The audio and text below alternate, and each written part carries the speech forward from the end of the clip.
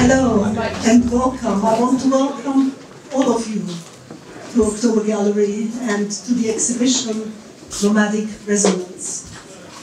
I particularly want to welcome Anthony Satin, who wrote the book Nomads, the Wonders That Shaped Our World, which inspired this exhibition. Hello Anthony, we're welcoming you here in that beautiful orange scarf. Please come nearer. Anthony's book will be launched here on the 26th of May, and it's published by John Murray.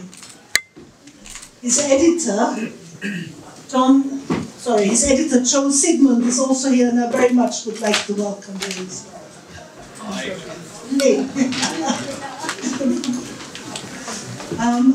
I also want to welcome the artist, Sylvie Franquet, who has graced us with her presence and beautiful work in the other room. She's representing the artists of this exhibition. All of them. All of them.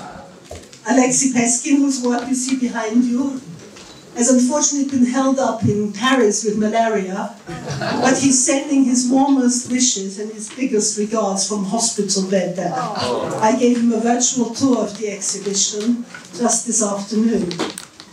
Carol Beckwith and Angela Fisher are sending their regards from Maasai Land, where they're going to film a warrior ceremony. That's why they're being held up there and not with us tonight. You can see old nomads gathered elsewhere.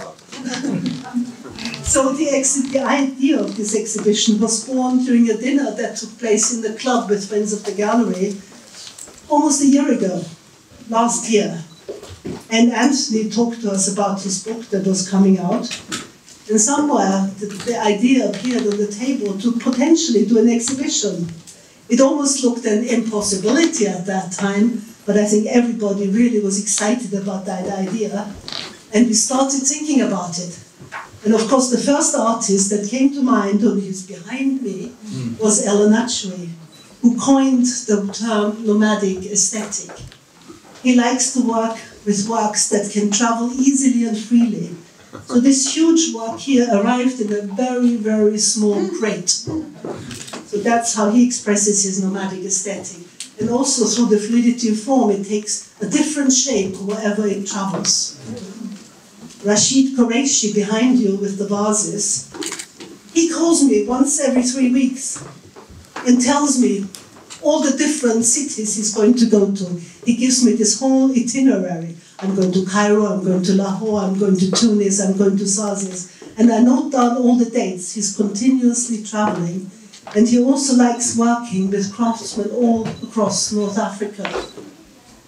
Alexei Peskin behind you, he has taken up residencies all across the world, and particularly Africa. I think he's meanwhile traveled to half of all African countries. His most recent residency was in Cameroon, but before then he was in Florence, he was in Brazil, he was in Angola, Senegal, etc., Guadeloupe. He was able to travel during COVID because all his travel was essential. Essential for a nomad, essential for an artist was to create where he draws from the soil. Brian Geisen is called the wanderer of the magic garden. And Jacques Lebel refers to him as, and I'm going to read that to you, as being perpetually in flux, always torn between several directions, languages, rhythms, continents, and lifestyles. Romuald Hazomet, he sees himself as an RA, that's a Yoruba word, and denotes being a messenger who carries messages of his art and being from village to village.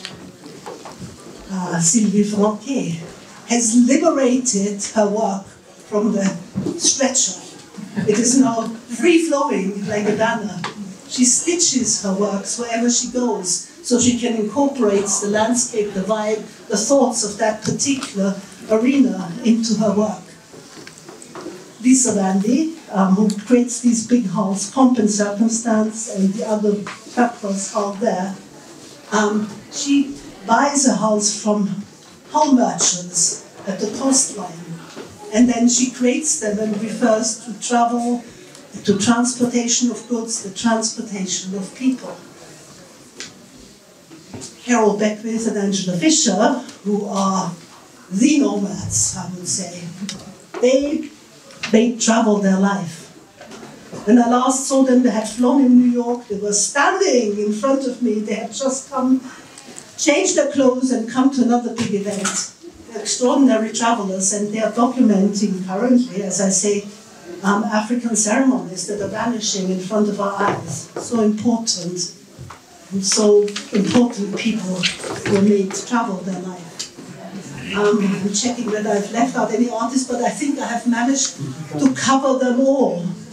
I just wanted to say a quick side note. There will be a book launch of Ella Lakshmi with Chika Okeke on the 13th of May. Please look at the October Gallery website for further information. But most importantly, Anthony's book launch will take place on the 26th of May. And Tessie has kindly agreed to introduce Anthony. No. To not introduce Anthony, but to say a few words. And I'm so happy for that.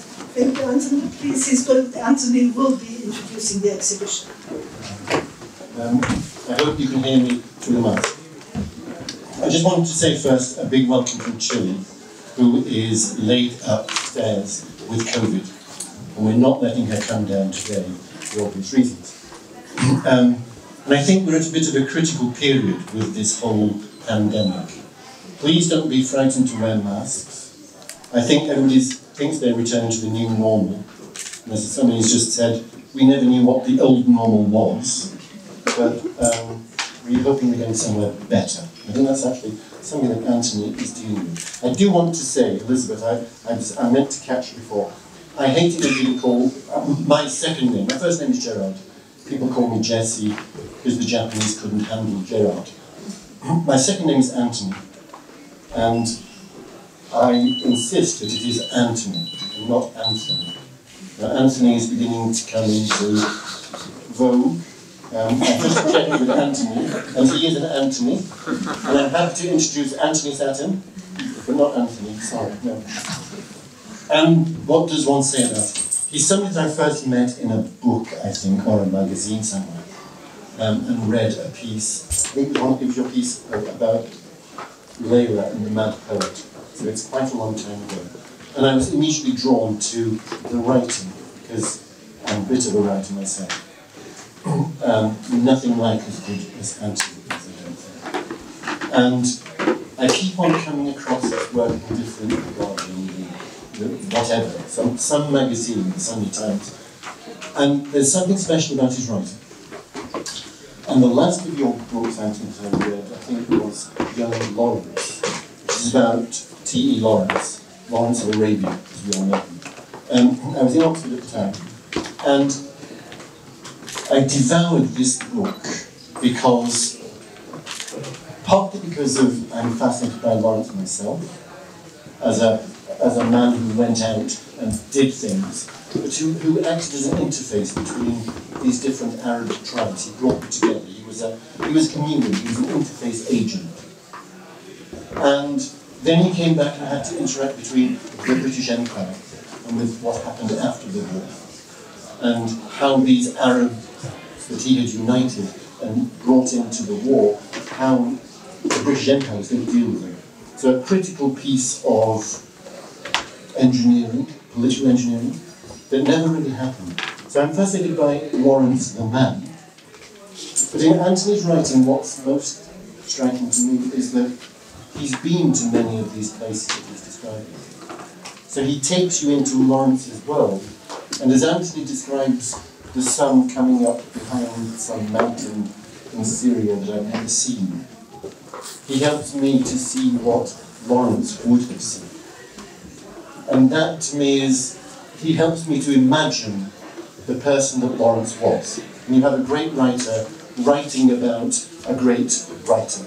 Because Lawrence's Seven Pillars of Wisdom was one of those books that made me think, this is where I want to go, this is what I want to do, this is what I want to do. Now, Anthony, I think, has followed in those footsteps. But to have a great writer writing how a great writer would have seen this world was amazing to me. That, I think is special.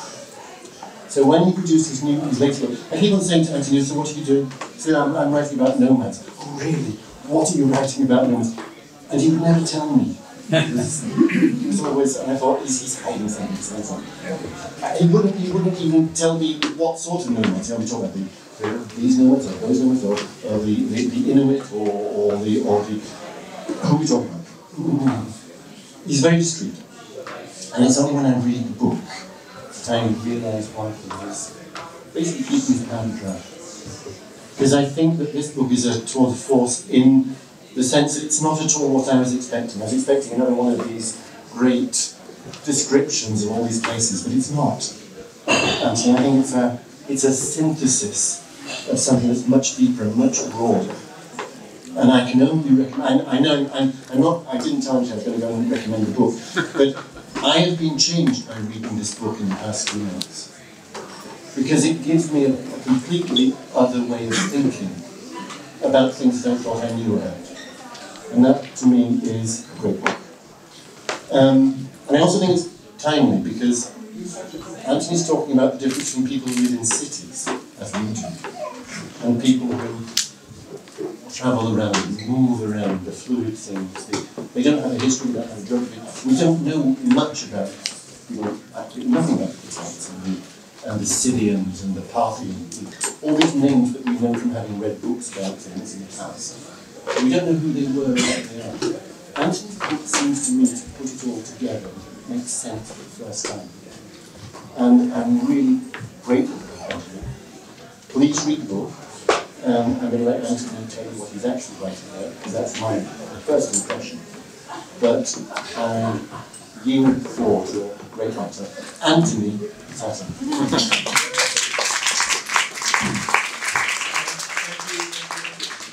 Thank you, Jesse. Thank you, Elizabeth. I've actually written, so normally I would just talk to you, but there's something like specific I really wanted to get right and precise. So I'm going to read you something, and I hope you'll bear with me while I do that.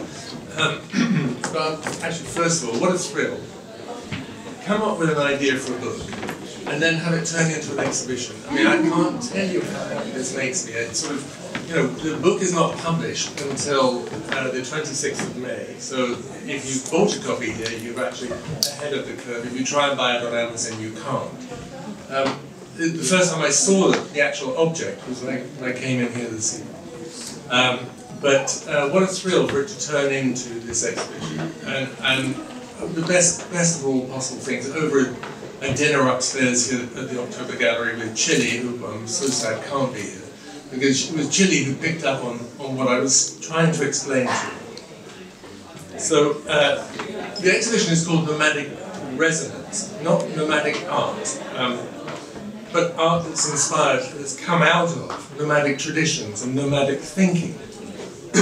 And this phrase, nomadic thinking, I think is really important, and it's important to all of us. And that's why if I sound a bit preachy, it's because I feel very strongly about this just at the moment. We live in a time of change. We live in a time of transition. We're not just in the middle of spring and the sap is rising. We're living in a time when the old world order, the one that harks back to the ideas of the European Renaissance, has its roots in the ages of reason and the age of enlightenment, is coming to an end. And some of it has already ended. I mean, we walk every day through the debris of a failing world order. So we have fallen statues. We have lost ideals. We have, our world, it changes every day. The old is going, but it's not clear where we're headed. Now that idea might excite you, it excites some people I know, and it terrifies others. The insecurity, there's an awful lot of bad things that are going to happen on the way. There are a lot of bad things that are happening now. You look at the news, you don't have to go very far to see that. However you feel about this transition, the one thing is certain, we need nomadic thinking if we're going to get through it. And why? I mean, what do I mean by nomadic thinking? Cast your mind back 12,000 years. Anybody getting that? It's a long way back, but actually it's just a blip in the human timeline. It's as yesterday in the great human timeline. And 12,000 years ago, we all lived on the move, and we lived in the natural world, not as we do now, in a position of self-perceived domination, but on equal footing with most things that live and grow. Some of them we feared, some of them we nurtured, some of them we worshipped. But we went about the world knowing that we were part of a whole. And another reason why it's great to have this moment here in this gallery is because that was the message of the Biosphere 2, the great Earth project that was launched by Johnny Dolphin and some of the others from the gallery here. And what they learned from Biosphere 2 was that we are part of a whole. And this is obvious to us now, but partly it's obvious because of the Biosphere, because of this work that was done. Everything is interconnected, and what happens in one part of the Biosphere has consequences in the other. Another lesson learned by the team in and around Biosphere 2 is that it is a very, very complicated process.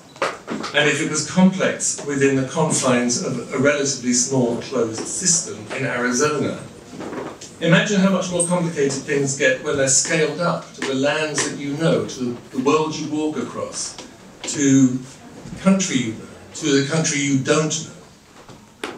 When we lived on the move in the natural world, our minds were wired to work in a different way, because every day was different to us.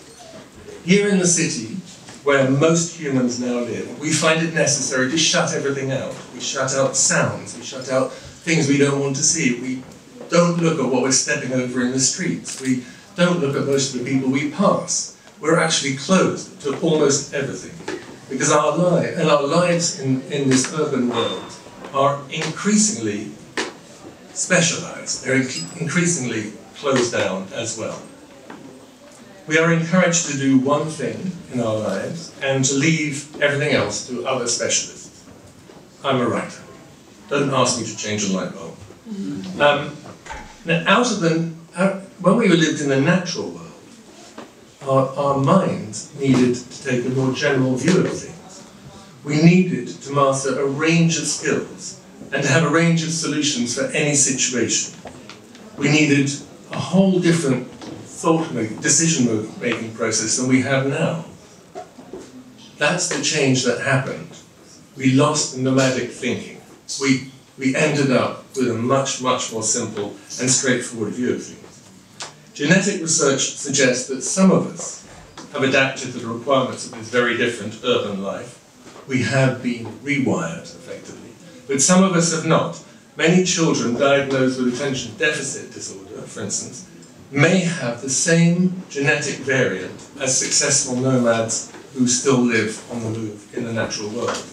And the suggestion behind that is that many of these children are not struggling because they have some disability or disorder. They're struggling because they're being asked the wrong questions, or because they are arriving at different answers.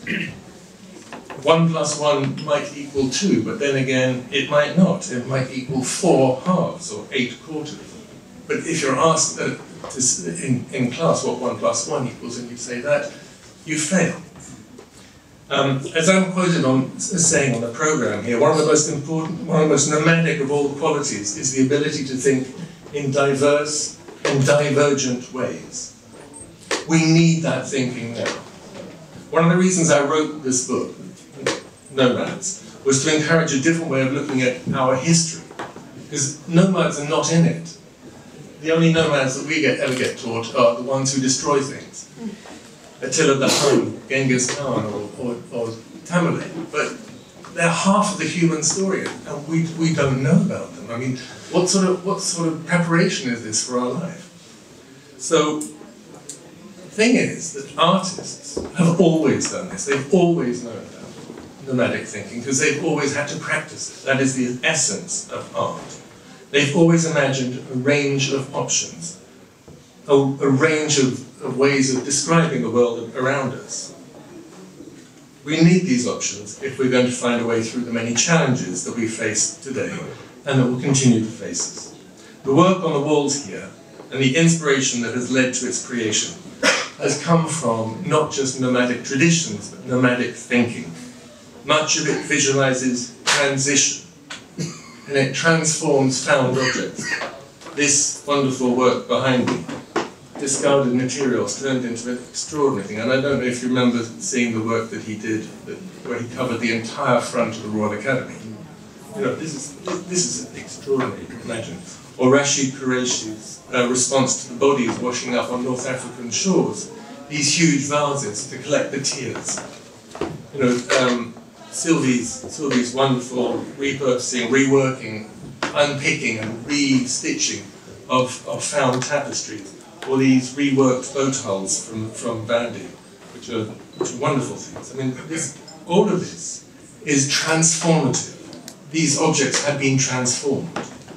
And that, and the nomadic thinking behind it, resonates around this room, hence nomadic resonance. And I hope it'll continue to resonate through your thoughts later when you leave. For now, I will leave you with this thought. If you agree that we are in transition, then I hope you'll agree that we need to know who we are and who we have been. And if we are to understand who we might become. Nomads and nomadic thinking have a part to play in that. And for that reason, for no other, this exhibition is important. Thank you.